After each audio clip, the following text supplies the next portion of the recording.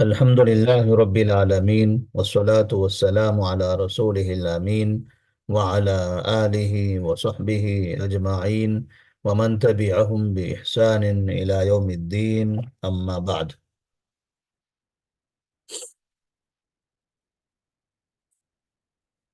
زکوٰۃ کے احکام و مسائل. زکوٰۃ سے متعلق اس سے پہلے اس کا معنی اور زکوٰۃ کب واجب ہوتی ہے، کس پر واجب ہوتی ہے، اور زکوٰۃ کیسے نکالی جاتی ہے، ایسی کچھ مختصر سی باتیں ہم نے اس سے پہلے کے درس میں بیان کیا تھا.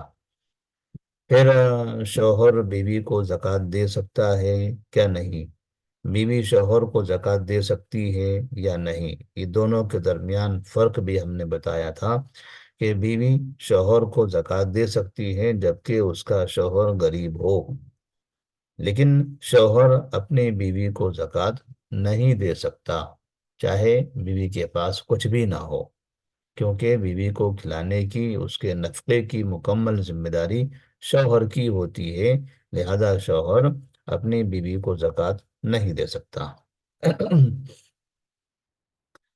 اب مسئلہ عورت کے مہر سے متعلق ہے کہ اگر عورت کے مہر کی رقم اتنی ہے کہ وہ نصاب کو پہنچ گئی ہے تو اس پر سال بھر کی مدت گزر جانے پر زکوٰۃ واجب ہے. نکاح کے وقت میں شوہر نے بیوی کو مہر دیا ہے اور وہ مہر اگر اتنا ہے کہ وہ نصاب کو پہنچے. نصاب کو کیسے پہنچے گا، کیا طریقہ ہے نصاب کو پہنچنے کا؟ اگر مہر میں سونا دیا تھا تو پھر یہ دیکھیں گے کہ وہ سونا 85 گرام کے برابر ہے یا نہیں ہے. اگر یہ سمجھیے کہ وہ سونا 85 گرام کے برابر نہیں ہے، کم ہے، تو ساتھ میں یہ بھی دیکھیں گے کہ ان کے پاس بھی ان کا اپنا پہلے کا سونا ہے یا نہیں ہے. ان کے پاس ٹوٹل ملانے کے بعد، ٹوٹل جتنا بھی سونا ہے سب ملانے کے بعد 85 گرام ہوتا ہے یا نہیں. اگر ہوتا ہے تو اس پر مطلب یہ ہوا کہ وہ نصاب کو پہنچ گیا، پھر سال گزرنے پر اس پر زکوٰۃ ہوگی. اسی طرح سے اگر سونا نہیں دیا ہے بلکہ پیسہ دیا ہے، سونا نہیں دیا، شوہر نے پیسہ دیا ہوا ہے، تو کیا ایسی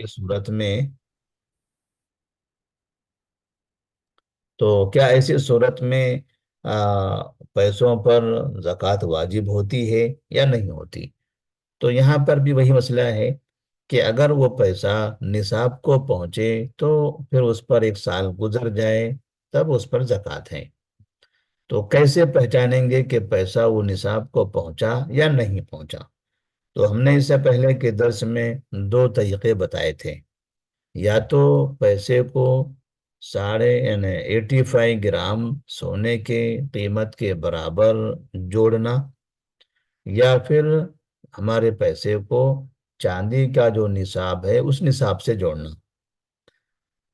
چاندی کے نصاب سے اگر ہم جوڑیں گے تو جیسے ہم نے اس سے پہلے کے درس میں حساب کیا تھا، ایک اندازن حساب تھا وہ کہ قریب قریب 44 سے 45 ہزار روپے پر چاندی کا نصاب مکمل ہو جاتا ہے. تو اگر ان کے پاس 45-50 ہزار روپیہ ہے اور یہ اپنا پیسہ چاندی کے نصاب سے جوڑ رہی ہیں تو ایسی صورت میں وہ نصاب کو پہنچ گیا. جب اس پر ایک سال گزرے گا تب اس کی وہ زکوٰۃ ادا کریں گے. لیکن اگر وہ سونے کے نصاب سے جوڑ رہے ہیں تو سونے کے نصاب میں 8.5 تولہ سونا ہے، 85 گرام، اور 85 گرام سونے کی جو قیمت ہے تو ہم نے کل کے درس میں دیکھا تھا تقریباً 4,25,000 روپے کچھ ہو رہے تھے.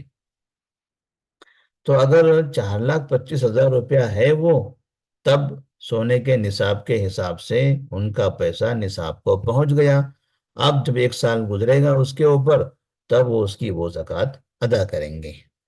تو سوال یہاں پر یہ ہوتا ہے کہ اب کیا کرے، فیصلہ کیا کرے کہ پیسے کو سونے کے نصاب سے جوڑے یا پیسے کو چاندی کے نصاب سے جوڑے.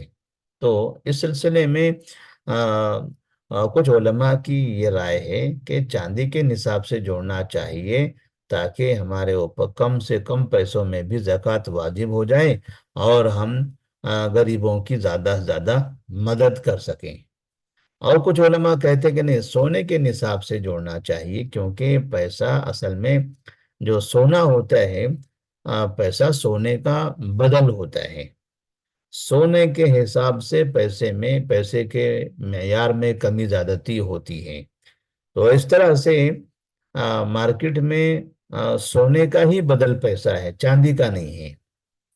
تو سونے کے نصاب سے جوڑنا چاہیے۔ تو ظاہر سی بات ہے، سونے کے نصاب سے جوڑیں گے تو پھر بہت زیادہ پیسہ ہونا چاہیے، یعنی کم سے کم 4,25,000 روپیہ اگر ہوں آج کے ریٹ کے حساب سے، کم زیادہ، تب جا کے اس کے اوپر اس کا سونا، اس کا پیسہ نصاب کو پہنچے گا۔ سال گزارنے کے بعد اس کو زکوٰۃ دینی پڑے گی۔ تو یہاں اب فیصلہ ہمیں کیا کرنا ہے، یہ ہمارے اختیار میں ہے۔ اگر چاندی کے نصاب سے جوڑتے ہیں تو آپ کو اختیار ہے، سونے کے نصاب سے جوڑتے ہیں تو آپ کو اختیار ہے۔ تو افضل کون ہے، بہتر کون سا ہے دونوں میں بہتر یہ ہے کہ چاندی کے نصاب سے جوڑیں، تاکہ ہم زیادہ سے زیادہ غریبوں کی مدد کر سکیں۔ تھوڑی دیر رکتے ہیں اذان کے لیے۔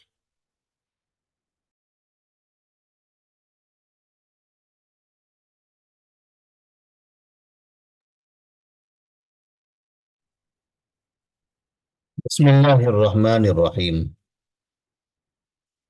تو مہر سے متعلق مسئلہ میرے خیال سے واضح ہو چکا ہوگا۔ اب یہاں پر دوسرا مسئلہ ہے، کیا عورت صدقہ فطر ادا کر سکتی ہے؟ تو یہ زکوٰۃ کے مسائل کے درمیان میں صدقۃ الفطر کا مسئلہ انہوں نے ذکر کیا ہے، اس کو ہم دیکھ لیتے ہیں۔ صدقہ فطر چونکہ رمضان سے متعلق ہے، اور لوگ زکوٰۃ کوشش یہ کرتے ہیں کہ رمضان میں ادا کریں، تو یہاں پر بھی صدقہ فطر جب زکوٰۃ کا مسئلہ آیا تو اس کے ساتھ میں ذکر کر دیا گیا ہے۔ تو صدقہ فطر کیا ہوتا ہے؟ یہ صدقہ فطر رمضان کے آخر میں، آخری دن نماز کو جانے سے پہلے، عید کی نماز کو جانے سے پہلے، ایک متعین مقدار میں اناج غریبوں کو دینے کا نام صدقۃ الفطر ہے۔ اب وہ متعین مقدار کی اناج متعین ہے، اور ساتھ میں اس کا وقت بھی متعین ہے کہ وہ نماز کو جانے سے پہلے ادا کرنا ہے۔ اب نماز کو جانے سے پہلے کب تک ادا کرنا ہے؟ تو یا تو عید کے دن نماز کو جانے سے پہلے ادا کریں، یا اس کی جو رات گزری ہے، عید کی رات جس کو کہتے ہیں، چاند دکھنے کے بعد، تو یا تو اس وقت ادا کرے رات میں، اور بعض علماء کہتے ہیں کہ تقریباً عید سے 1 دن، 2 دن، 3 دن پہلے تک بھی اگر کوئی صدقۃ الفطر ادا کر دینا چاہتا ہے تو کر سکتے ہیں، کیونکہ اس میں لوگوں کو بھی تلاش کرنا ہوتا ہے، غریب لوگ۔ تو اگر 1-2 دن پہلے ہم دے دیتے ہیں تو ایسی صورت میں غریب لوگ بھی اس سے فائدہ اٹھا سکتے ہیں۔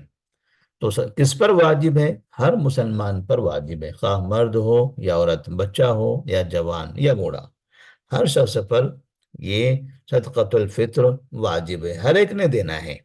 عبداللہ بن عمر رضی اللہ تعالیٰ عنہما سے روایت ہے کہ فرض رسول اللہ صلی اللہ علیہ وسلم زکاة الفطر من رمضان صاعا من تمر او صاعا من شعیر على العبد والحر والذکر والانثى والصغیر والکبیر من المسلمین، کہ رسول اللہ صلی اللہ علیہ وسلم نے صدقہ فطر کو غلام، آزاد، مرد و عورت، چھوٹے و بڑے، تمام مسلمانوں پر فرض قرار دیا ہے۔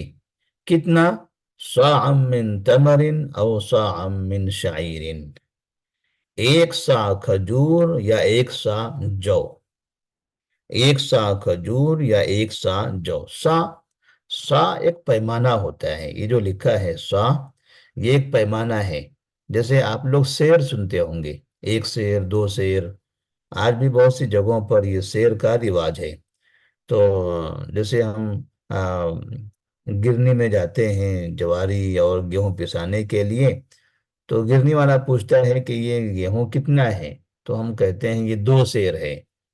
तो उनके पास आज भी शेर का हिसाब है। अब बात जगहों पर किलो का अंदाजा लगाया जाता है, बात जगह शेर का तस्करा होता है। तो ऐसे ही जैसे शेर एक पैमाना है, एक बर्तन होता है, एक खास मिकदार का। तो वो उसका एक चलन है कई जमाने से। और वो जैसे किलो, दो किलो एक पैमाना है, वैसे शेर, दो शेर भी एक पैमाना है। तो ऐसे ही एक जमाने में सा भी पैमाना हुआ करता था। सा, तो सा भी एक बर्तन है। अगर आप लोग चाहें तो उसको हम बता सकते हैं। हमारे पास तो इस तरह का बर्तन मौजूद है। लेकिन इंटरनेट पर भी सा आप देख सकते हैं कि सा कैसा होता है। नबी करीम सल्लल्लाहु अलैहि वसल्लम ने सा का इस्तेमाल किया है। और फिर ये सा का तज़किरा हदीसों में आया है।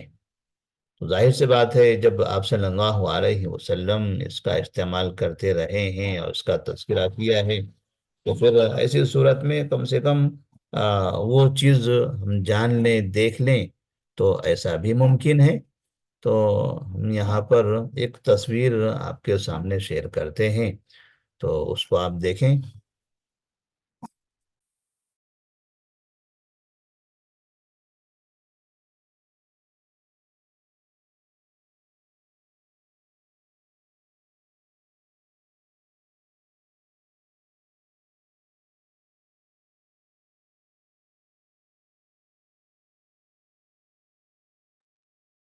यहाँ पर देखिए, ये तस्वीर है सा की।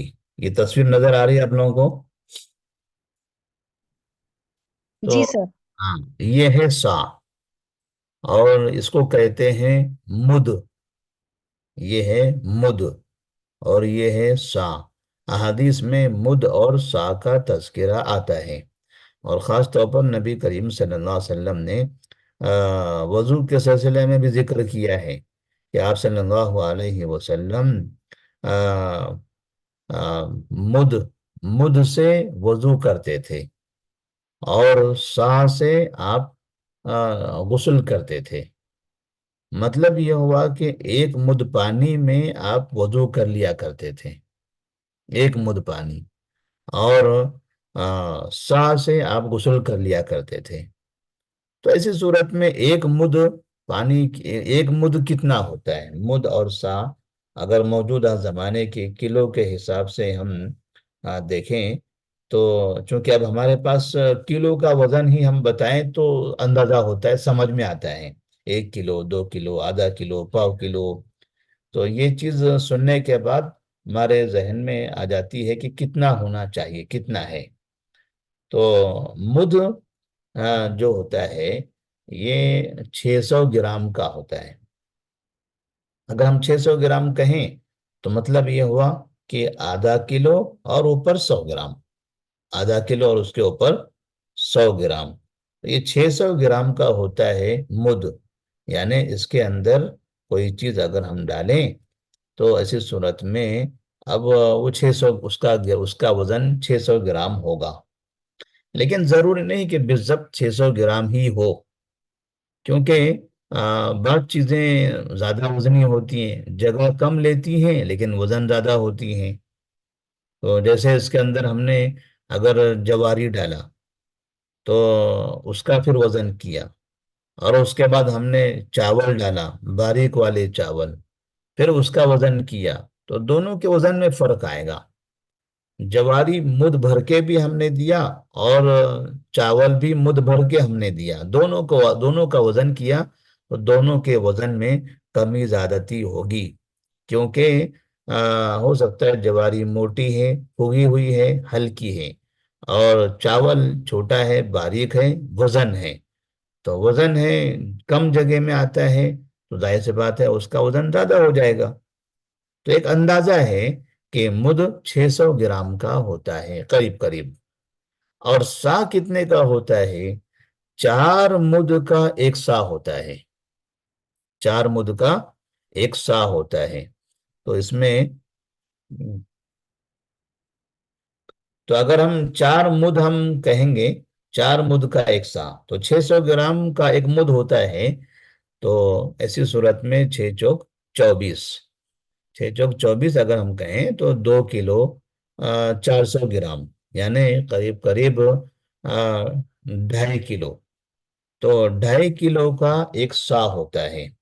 تو یہ ہے آ، سا کی اور مد کی شکل تصویر۔ اس کے علاوہ بھی الگ الگ اس کی تصویریں ہوتی ہیں، اور ہمارے پاس اس کی تصویریں یہ باقاعدہ بضبط موجود ہے، یہ سا اور مد۔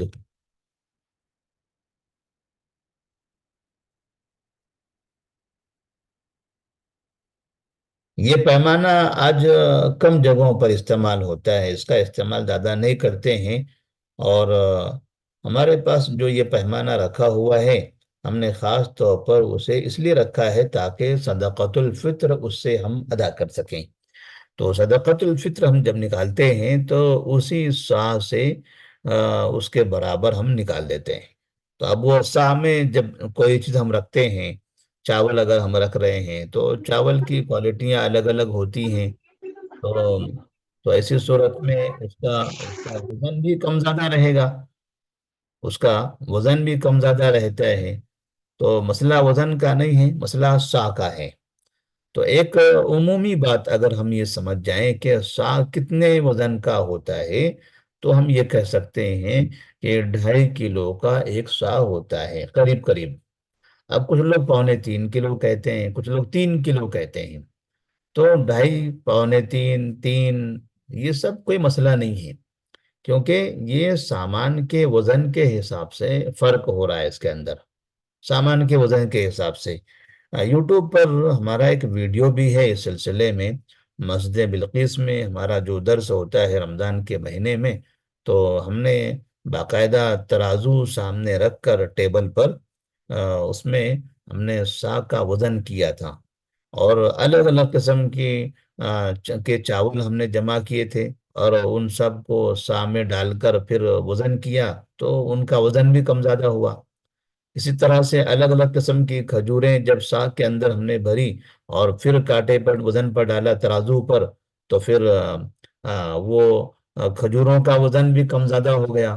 تو ہم نے وہاں یہ بتایا کہ بعض علماء 2.5 کلو لکھتے ہیں، بعض 3.25 کلو لکھتے ہیں، کوئی 3 کلو لکھتے ہیں، تو اس کا مطلب یہ ہوا کہ یہ سامان کے وزن کے حساب سے ہے، تو سامان کا وزن کم زیادہ ہو سکتا ہے۔ تو سا اگر ہم ایک عمومی اور درمیانی وزن ہم بتائیں تو یہ کہہ سکتے ہیں کہ تقریباً 2.5 کلو کے برابر۔ تو نبی کریم صلی اللہ علیہ وسلم نے جو صدقۃ الفطر فرض فرمایا ہے، اس کا وزن کتنا ہے، کتنی مقدار میں دینا ہے؟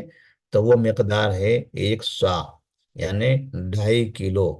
تو گھر کے ہر فرد کی جانب سے 2.5 2.5 کلو اناج غریبوں میں تقسیم کرنی ہے۔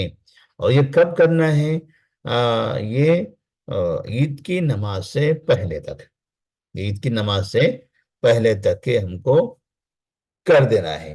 اگر گھر کے اندر 5 لوگ ہیں تو پانچوں کی طرف سے 2.5 2.5 کلو۔ اگر گھر کے اندر ایک دن کا بچہ بھی ہے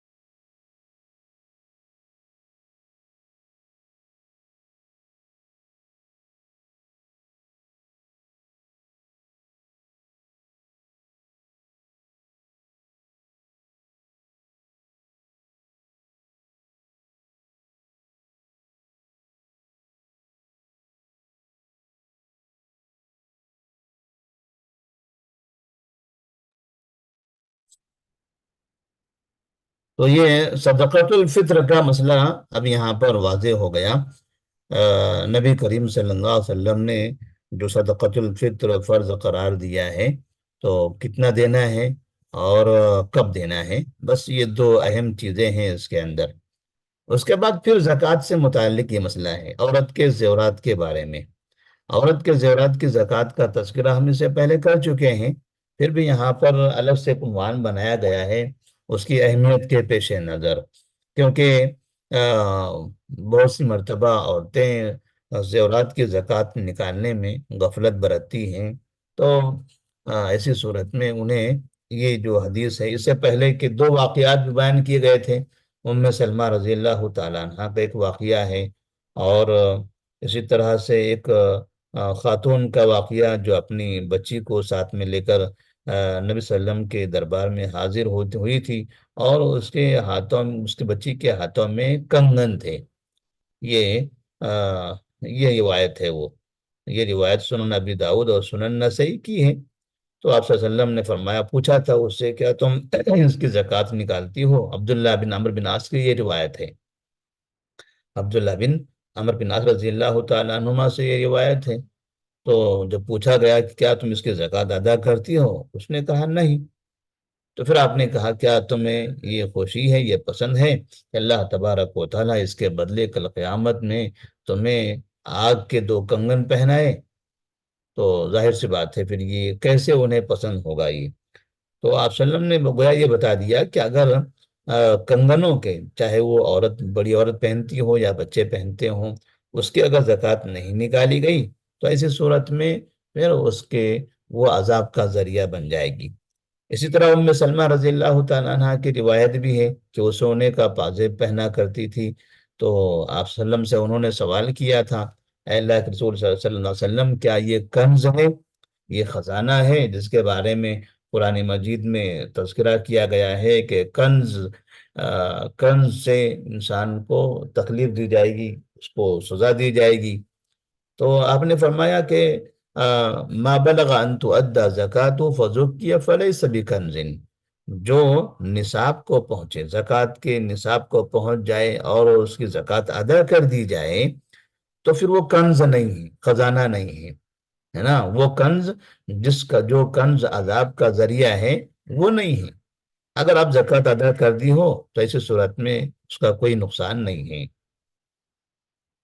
اور جس حدیث میں ہے کہ زیورات میں زکوٰۃ نہیں ہے، تو اس سلسلے کی جو روایت ہے، اس روایت کے بارے میں کہا گیا کہ یہ روایت درست نہیں ہے، یہ ضعیف روایت ہے۔ اور پھر مستقل طور پر جب دو حدیثیں، دو واقعات وہاں بیان کر دیے گئے، تو پھر الگ سے یہاں پر اس کا عنوان پھر سے بیان کیا گیا ہے کہ عورت کا زیور اگر سونے چاندی کا ہے اور نصاب کو پہنچ گیا ہے تو اس میں زکوٰۃ واجب ہے۔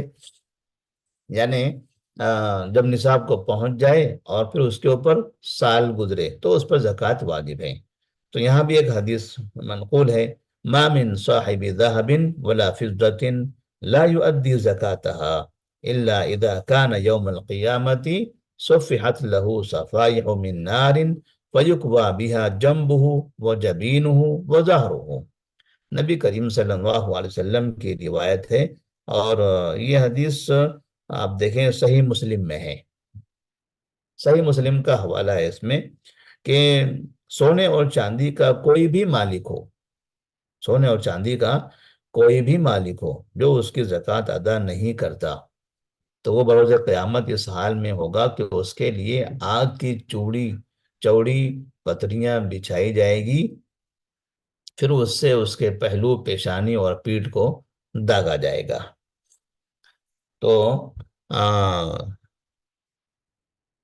جس شخص کے پاس بھی سونا ہو یا چاندی ہو اور اس کی وہ زکوٰۃ ادا نہیں کرتا ہے، یا سونے چاندی کی زکوٰۃ ادا نہیں کی جا رہی ہے، تو ایسی صورت میں اب زکوٰۃ کیسے؟ یعنی نصاب کو پہنچ گیا اور سال بھی مکمل ہو گیا، پھر بھی اس کی زکوٰۃ نہیں دے رہے ہیں، تو ایسی صورت میں کل قیامت کے دن باقاعدہ اس کو جہنم میں ان چیزوں کو تپایا جائے گا، جہنم میں وہ چیزیں تپائی جائے گی، اور پھر اس کے ذریعے उस शख्स के पेशानी और पहलू पे और पीठ पे दागा जाएगा, ना उसके माल के जरिए ही उसे सजा दी जाएगी। तो अब इसमें यह हदीस आम है, जो इस्तेमाल शुदा जेवरात को भी शामिल है और गैर इस्तेमाल शुदा को भी। यानी जो जेवरात पहने जाते हैं वो भी इसमें शामिल हैं, और जो जेवरात पहने नहीं जाते वो भी इसमें शामिल हैं। अब चाहे वो सोना मर्द के पास हो या औरतों के पास हो, मर्द के पास है, मर्द उसका मालिक है, तो उस पर भी उसकी ज़कात वाजिब है। औरत उसकी मालिक है तो औरत पर उसकी ज़कात वाजिब है। तो यहाँ फिर ज़कात का वो मसला, जेवरात की ज़कात का मसला खत्म हो गया। एक और मसला यहाँ पर बयान किया गया है, वालिदैन को ज़कात देना।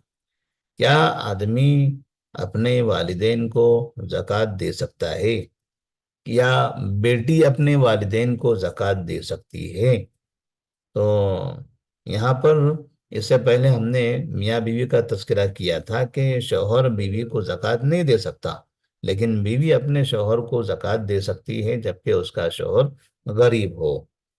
तो ऐसे ही औलाद और वालिदैन, क्या वालिदैन औलाद को ज़कात दे सकते हैं? नहीं दे सकते। क्या औलाद नहीं, क्या वालिदैन औलाद को ज़कात दे सकते हैं? नहीं दे सकते। इसी तरह से क्या औलाद वालिदैन को ज़कात दे सकते हैं? नहीं दे सकते। दोनों भी एक दूसरे को ज़कात, न ज़कात का माल नहीं देंगे। न माँ बाप अपने बच्चों को ज़कात देंगे, न बच्चे अपने माँ बाप को ज़कात देंगे। तो माँ बाप की जिम्मेदारी है बच्चों को खिलाना, और बच्चों की जिम्मेदारी है माँ बाप को खिलाना। तो इससे पहले हमने कायदा बताया था कि जिस शख्स पर किफालत हो, दूसरे की जिम्मेदारी हो, तो जिसकी जिम्मेदारी है खिलाने पिलाने की, उसको ज़कात नहीं दे सकते। जैसे शौहर पर जिम्मेदारी है बीवी को खिलाने की, इसलिए शौहर बीवी को ज़कात नहीं दे सकता। लेकिन बीवी पर जिम्मेदारी नहीं है शौहर को खिलाने की, इसलिए बीवी शौहर को ज़कात दे सकती है। वालिदैन की जिम्मेदारी है बच्चों को खिलाने की, बच्चों को खिलाने की जिम्मेदारी वालिदैन पर है, इसलिए वालिदैन अपने बच्चों को ज़कात नहीं दे सकते। इसी तरह से इसके उलट बच्चों की जिम्मेदारी है अपने वालिदैन को खिलाने पिलाने की, इसलिए बच्चे अपने वालिदैन को ज़कात नहीं दे सकते। अब एक मसला ये भी आता है कि जैसे किसी का बेटी है, बेटी का निकाह हो गया, वो अपने ससुराल चले गई, और उसको मालूम है कि उसके माँ बाप जहाँ रहते हैं वहाँ पर वो कमज़ोर हैं, गरीब हैं।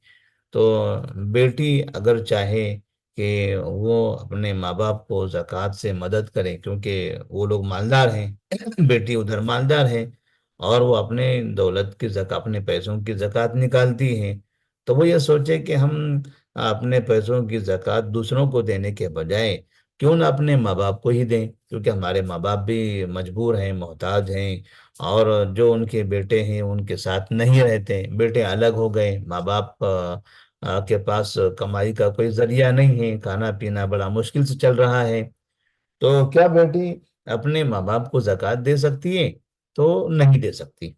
बेटी अपने माँ बाप को ज़कात नहीं दे सकती जब उसे मालूम है कि माँ बाप परेशान हाल हैं, मोहताज हैं। और तो ऐसी सूरत में वो अपने असली माल से खर्च क्यों ना करे, वो उनके ऊपर असली माल खर्च क्यों ना करे, ज़कात ही क्यों देना चाहे। जो जिस तरह से वो असली माल अपने ऊपर खर्च करती है, अपने बच्चों पर खर्च करती है, तो वैसे वो अपने माँ बाप पर भी खर्च करे। अगर माँ बाप पर खर्च करने की वजह से उसका निसाब अगर कम हो जाता है तो ठीक है, ठीक है, तब भी अपने माँ बाप पर खर्च कर सकती हैं। लेकिन माँ बाप पर खर्च करने के बाद भी माल निसाब को पहुंच रहा है, फिर जकात वाजिब हो रही है, तो फिर जितनी जकात वाजिब हो रही है वो जकात किसी और जगह दे, लेकिन माँ बाप को जकात का पैसा नहीं देगी, अपने असल माल में से देगी। एक और मसला ये भी है कि कि ससुराल में बेटी के पास पैसा नहीं है, बेटी के शौहर के पास है। यानी उसका शौहर मालिक है और शौहर मालदार है, تو مال تو شوہر کا ہوا، تو ان کا یہ داماد ہو گیا، ماں باپ کا وہ داماد ہو گیا۔ تو داماد اگر مالدار ہو تو کیا داماد اپنے ساس سسر کو زکوٰۃ دے سکتا ہے؟ یہاں ایک دوسرا مسئلہ ہے۔ بیٹی تو نہیں دے سکتی، جبکہ بیٹی کے مال پر زکوٰۃ واجب ہو رہی ہو، لیکن داماد داماد کے مال پر زکوٰۃ واجب ہو رہی ہے، اور داماد اپنے مال کی زکوٰۃ نکال رہا ہے، تو کیا وہ داماد اپنے ساس سسر کو زکوٰۃ کی رقم دے سکتا ہے؟ تو اس کا جواب ہے کہ ہاں، داماد اپنے ساس سسر کو زکوٰۃ کی رقم دے سکتا ہے۔ کیوں دے سکتا ہے؟ کیونکہ ساس سسر کو کھلانا داماد کی ذمہ داری نہیں ہے، یہ داماد کی ذمہ داری نہیں ہے۔ وہ ساس سسر ان کو کھلانے کی ذمہ داری ان کے بچوں پر ہے۔ وہ جو ماں باپ ہیں، ان کی ذمہ داری ان کی اولاد پر ہے۔ اب ان کی اولاد چاہے بیٹا ہو یا بیٹی ہو، دونوں پر ہے۔ اب یہاں یہ جو بیٹی یہاں ہے داماد کے پاس، یہ بیٹی کا اپنا کچھ نہیں ہے۔ جو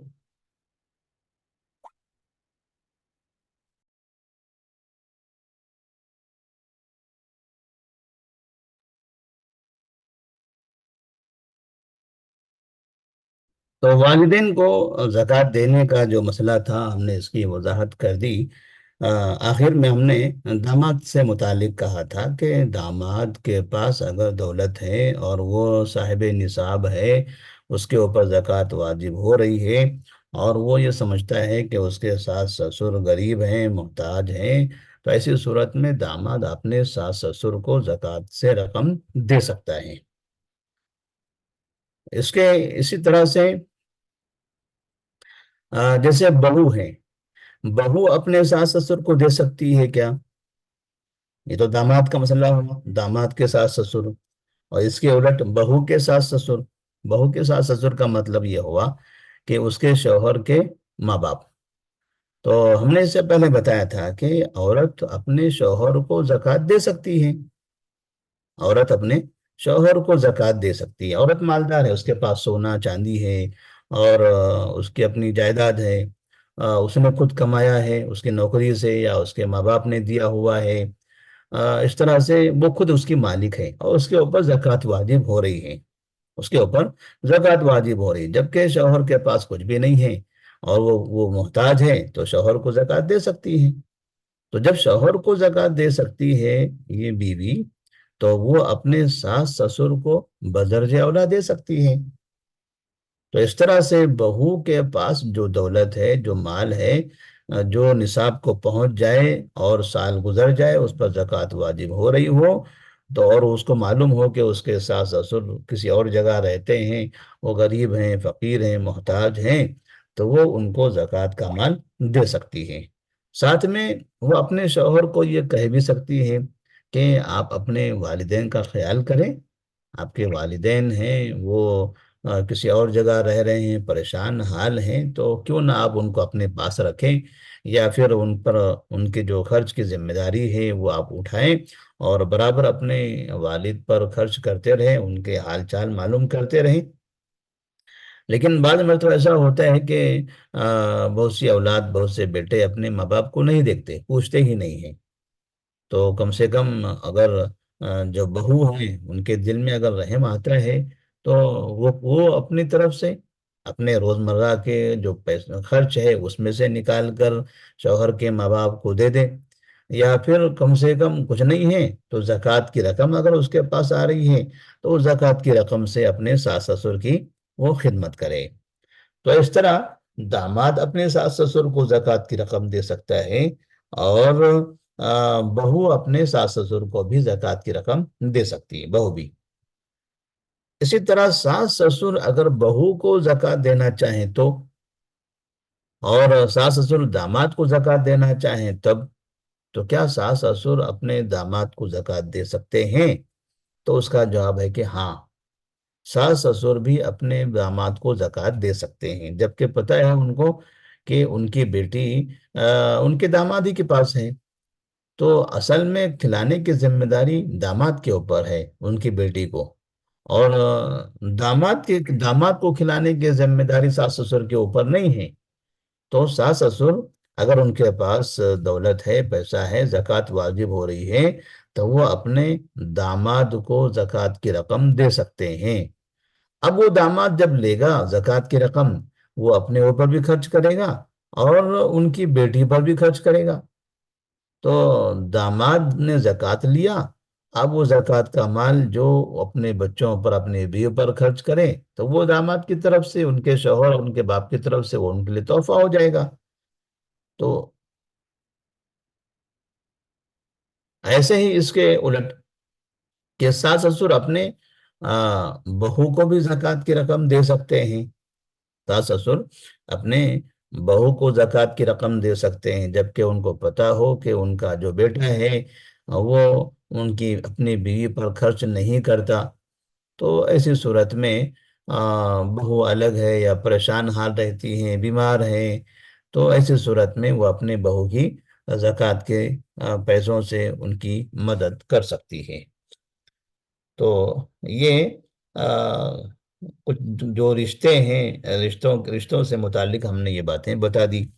اور ساتھ میں اسی طرح سے چچا بھتیجا ہے، بھتیجا اپنے چچا کو دے سکتا ہے، چچا اپنے بھتیجے کو دے سکتا ہے، اور ماموں اپنے بھانجے کو دے سکتا ہے، بھانجا اپنے ماموں کو دے سکتا ہے، کیونکہ ماموں کی ذمہ داری نہیں ہے بھانجے کو کھلانا، اور بھانجے کی ذمہ داری نہیں ہے ماموں کو کھلانا، تو ان کے اوپر ان کی ذمہ داری عائد نہیں ہوتی ہے۔ حالانکہ دنیا کے اندر جو خونی رشتے ہیں، ان میں بہت سے لوگ یہ رشتے اچھی طرح سے نبھاتے ہیں، ایک دوسرے کی مدد بھی کرتے ہیں، لیکن یہ ان کی اپنی طرف سے ہے، یہ ان کی انسانیت ہے، اور یہ ان کا یہ ان کا اپنا کلچر ہے، یا یہ سمجھیے کہ ان کا اپنا ایمان ہے کہ وہ انہیں اس بات پر ابھار رہا ہے کہ وہ اپنے قریبی لوگوں کی مدد کر رہے ہیں، تو وہ بجائے زکوٰۃ سے مدد کرنے کی اصل مال سے وہ لوگ مدد کرتے ہیں۔ بہت سے ماموں ہیں اپنے بھانجوں کو پڑھاتے لکھاتے ہیں، بڑے کرتے ہیں، اور اس طرح سے ان پر بہت خرچ کرتے ہیں۔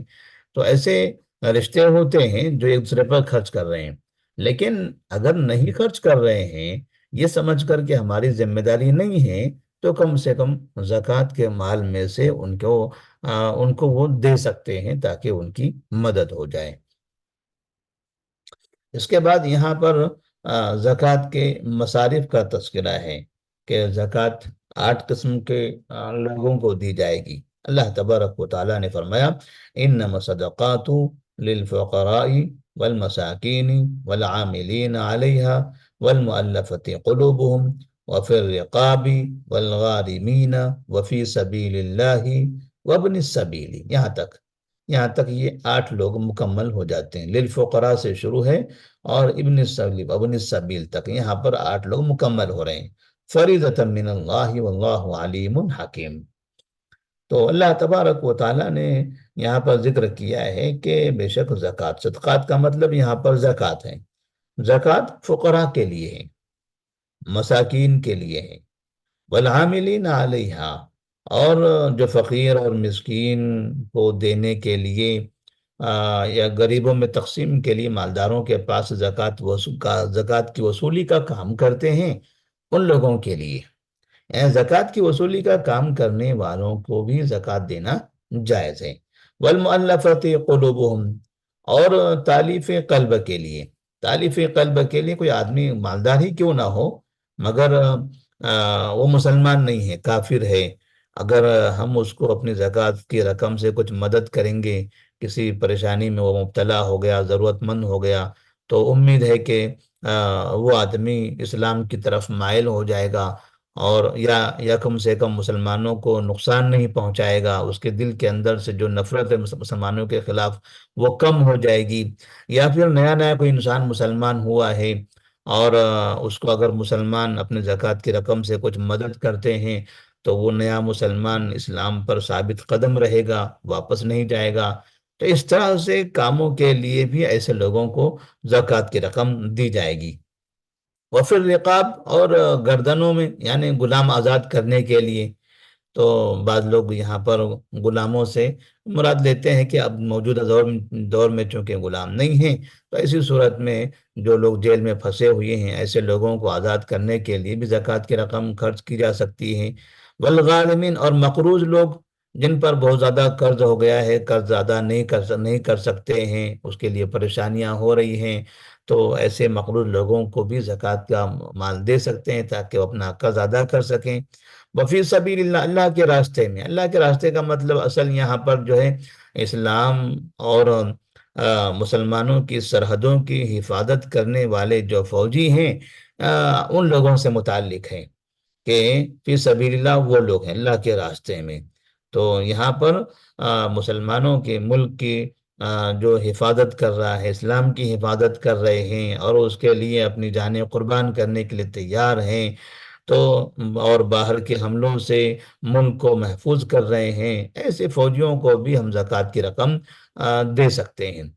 اور وابن سبیل مسافر ہیں، کوئی مسافر ہے کسی جگہ پر سفر کر رہے ہیں، راستے میں کسی نے پاکٹ مار لیا یا پھر اچانک کہیں خرچ زیادہ ہو گیا اور آگے جانے کا کوئی راستہ نہیں ہے، پیسہ نہیں ہے، تو پھر ایسی صورت میں کھانے پینے کے حساب سے یا کم سے کم منزل تک پہنچنے تک کے اس کا خرچ کے حساب سے مسافر کو بھی زکوٰۃ کی رقم دے سکتے ہیں، گرچہ کہ یہ مسافر اپنے گھر میں مالدار ہوگا لیکن یہاں تو سفر میں وہ پریشان حال ہے۔ تو فریضۃ من اللہ واللہ علیم حکیم۔ تو یہ 8 لوگوں کا جو ذکر ہوا، تو یہ 8 لوگوں پر خرچ کرنے کی اجازت ہے، اللہ تبارک و تعالیٰ کی جانب سے یہ فریضہ ہے، اور اللہ تبارک و تعالیٰ جاننے والا، حکمت والا ہے، اللہ تعالیٰ جانتا ہے، اور وہ حکمت والا بھی ہے کہ اتنے لوگوں پر زکوٰۃ کی رقم کیوں خرچ کی جانی ہے، اور کیسے یہ لوگ محتاج ہوتے ہیں۔ تو اللہ تبارک و تعالیٰ چونکہ مسائل کو جاننے والا ہے، تو اس نے اتنے لوگوں کا تذکرہ یہاں پر کر دیا ہے۔ اب ان میں سے کسی ایک کو بھی کوئی آدمی زکوٰۃ کی رقم پوری کی پوری دے دے تب بھی جائز ہے، 2 لوگوں کو دے تب بھی جائز ہے، 3 لوگوں کو دے تب بھی جائز ہے، ہر ایک کو دینا ضروری نہیں ہے، اور ایک ہی کو دینا ایسا بھی ضروری نہیں ہے، جیسے حالات ہیں ویسے کسی کو تھوڑا، کسی کو زیادہ، ان کی ضرورت کے حساب سے، اور کسی ایک کو ہی پورا دینا ہے تاکہ اس کی پوری ضرورت مکمل ہو جائے تو بھی دے سکتے ہیں، اور 4-5 لوگوں میں تقسیم کرنا چاہ رہے ہیں تب بھی کر سکتے ہیں، جیسے بھی ممکن ہے ضرورت کے حساب سے خرچ کیا جا سکتا ہے۔ تو آخر میں پھر اسی کا نقشہ انہوں نے بنایا ہوا ہے کہ کون کون ہیں یہ 8 لوگ، تو ہم نے اس کی تفصیل تو بتا دی ہے ابھی۔ تو یہ 8 قسم کے لوگ ہیں جن کے اوپر زکوٰۃ کا مال خرچ کر سکتے ہیں۔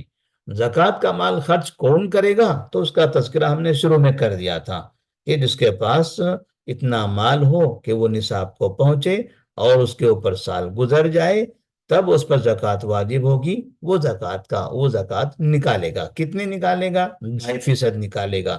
2.5% نکالنے کے بعد کس کو دے گا؟ تو دینے والوں کے یہاں اوصاف بیان کیے گئے ہیں، یہاں رشتوں کا ذکر نہیں ہوا ہے، ناموں کا ذکر نہیں ہوا، ان کے حالتوں کا تذکرہ ہوا ہے۔ فقیری کی حالت ہے، مسکینی کی حالت ہے، یہ جو حالتیں ہیں، تو ان حالات میں سے اب جن لوگوں میں یہ حالتیں ہوں گی، ویسے ان لوگوں کو زکوٰۃ کی رقم دی جا سکتی ہے۔ کن لوگوں کو نہیں دی جا سکتی، تو ہم نے اس کا تذکرہ کیا کہ جن لوگوں پر دوسروں کی ذمہ داری ہے، ان کی ذمہ داری ہے، تو جن پر خرچ کی ذمہ داری ہے ان کو زکوٰۃ نہیں دے سکتے۔ جیسے شوہر پر بیوی پر خرچ کرنے کی ذمہ داری ہے تو شوہر اپنی بیوی کو نہیں دے سکتا، ماں باپ پر اولاد کے اوپر خرچ کرنے کی ذمہ داری ہے تو ماں باپ انہیں اپنی اولاد کو نہیں دے سکتے۔ اولاد پر ذمہ داری ہے کہ وہ ماں باپ پر خرچ کریں، تو اولاد اپنے ماں باپ کو زکوٰۃ کی رقم نہیں دے سکتے ہیں۔ تو یہ چند مسائل ہو گئے۔ اس سلسلے میں اگر مزید کچھ مسائل ہوں گے تو آپ لوگ سوالات کی شکل میں رکھیے، انشاءاللہ اگلا جو درس ہوگا اس درس میں آپ کے سوالات زکوٰۃ سے متعلق لیے جائیں گے، اس کا جواب بھی دیا جائے گا۔ تو جتنی باتیں ہوئی، چونکہ اب یہاں پر نیا درس شروع ہو رہا ہے حج کے احکام سے متعلق، تو زکوٰۃ کے بارے میں بڑا مختصر رہا یہ درس۔ اگر کچھ اور مزید سوالات ہیں آپ کے پاس زکوٰۃ سے متعلق، تو آپ اس کو لکھ کر رکھیں، یاد رکھیں۔ انشاءاللہ اس کے بعد جو ہمارا درس رہے گا، آج جمعرات ہے، کل جمعہ، ہفتہ اتوار، پھر پیر کو ہمارا درس رہے گا، تو پیر کے دن آپ وہ سوالات ہمارے سامنے لائیے، انشاءاللہ ان تمام سوالات کے ہم جوابات دیں گے۔ السلام علیکم ورحمۃ اللہ وبرکاتہ۔ وعلیکم